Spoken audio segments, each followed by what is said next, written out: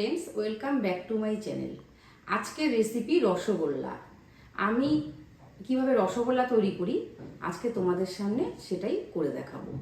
রসগোল্লা আমরা কম বেশি সবাই পছন্দ করি, আমাদের সবারই একটা প্রিয় মিষ্টি রসগোল্লা। আসো দেখে নিই রসগোল্লার রেসিপি।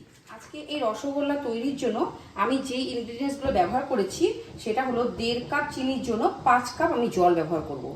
আর 2 লিটার দুধের যে আমি ছানাটা তৈরি করেছি তার জন্য 1 চামচ ময়দা নিয়েছি, হাফ চামচ ঘি নিয়েছি, আর বেকিং সোডা আমি 2 পিঞ্চ নিয়ে নেব।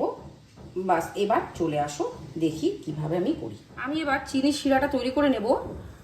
আমি 1.5 কাপ চিনি নিয়েছি। এবার আমি ওই মাপেরই 5 কাপ জল নিয়ে নেব। দেখো চিনির শিরা আমার তৈরি হচ্ছে। চিনির শিরাটা তৈরি হতে হতে আমি এদিকে ছানার ডোটা তৈরি করে নেব। দেখো ছানার মধ্যে আমি 1 চামচ ময়দাটা নিয়ে নেব, হাফ চামচ ঘিটা নিয়ে নেব, মধ্যে আমি আরেকটা জিনিস নিয়ে নেব, সেটা হলো 1 চামচ চিনি। এবার আমি ছানাটাকে ডোলে ডোলে মেখে নেব। দেখো আমি এবার এই 5-6 মিনিট ধরে আমি এটাকে মাখলাম। এবার আমি বেকিং পাউডার 2 পিঞ্চ দিয়ে আবার 2-3 মিনিট মেখে। আমি একটা কথা বলি তোমাদেরকে, আমি 2 পিঞ্চ বেকিং পাউডার নিয়েছি। হ্যাঁ, আমি যখন ইনগ্রিডিয়েন্টসগুলো দেখাচ্ছিলাম তখন আমি বলেছি যে বেকিং সোডা না, বেকিং পাউডার আমি 2 পিঞ্চ আমি ব্যবহার করলাম। এবার দেখো আমি বেকিং পাউডার আমি 2 পিঞ্চ নিয়ে নিলাম। এবার আমি একে আবার মেখে নেব 2-3 মিনিট।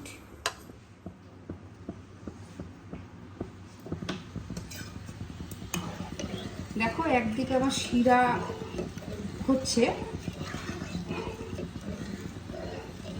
শিরা ফুটতে শুরু করলে আমি একে একে ছানার বলগুলো দিয়ে দেব।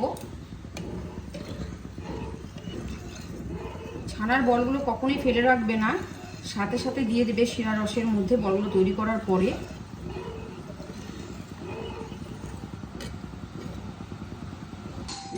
আমি এবার ছানার বলগুলো দিয়ে দেব।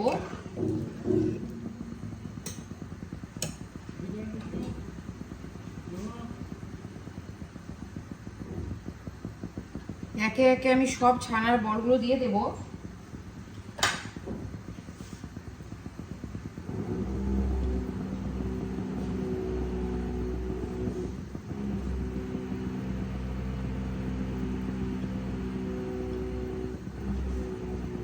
হাই ফ্লেমে 15 মিনিট আমি রান্না করে নেব। ঢাকাটা আমি খুলে দেখি রসগোল্লার কীরকম অবস্থা। এই দেখো বন্ধুরা, 15 মিনিট আমার হওয়ার পরে এইবার আমি অল্প অল্প শিরাগুলোকে উপর দিয়ে দিয়ে দেব। বেশি নাড়া যাবে না, এইভাবে শিরাগুলোকে দিয়ে দেবে। মিডিল থেকে শিরাগুলোকে এভাবে দিয়ে দেবে, একটু এরকম করে উল্টে পাল্টে আলতো হাতে দিয়ে দেবে।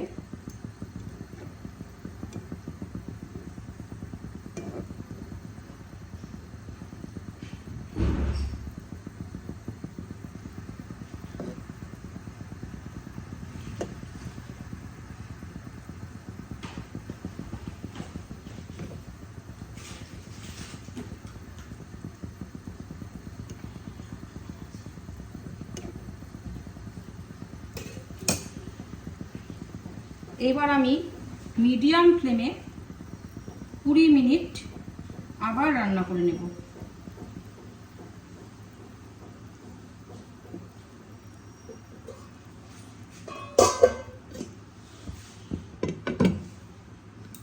এবার মিডিয়াম ফ্লেম দেবে, পরে আবার আসছি। 20 মিনিট পরে আমি ফিরে এলাম। দেখো রসগোল্লা আমার রেডি হয়ে গেছে। এবার আমি গ্যাসটা অফ করে দেব এবং 5-6 ঘন্টা আমি রসের মধ্যে এইভাবে রেখে দেব। ভালোভাবে রসগুলো মিষ্টির মধ্যে ঢুকে যাবে। ফিরে আসছি পরে। রসগোল্লাগুলো তৈরি হওয়ার পরে আমি 5-6 ঘন্টা রসগোল্লাগুলোকে আমি শিরার মধ্যেই রেখে দিয়েছিলাম। এইবার আমার দেখো রসগোল্লাগুলো খুব সুন্দরভাবে একদম ফুলে একদম সুন্দরভাবে তৈরি হয়ে গেছে। তোমরা এইভাবেই বাড়িতে রসগোল্লা তৈরি করবে। এই পদ্ধতি যদি তোমরা যদি করো তাহলে দেখবে রসগোল্লা খুব সুন্দরভাবে তৈরি হবে। আর ইউটিউব থেকে যদি তোমরা যদি দেখে থাকো চ্যানেলটাকে সাবস্ক্রাইব করে দেবে। ভালো থেকো, সুস্থ থেকো, ধন্যবাদ।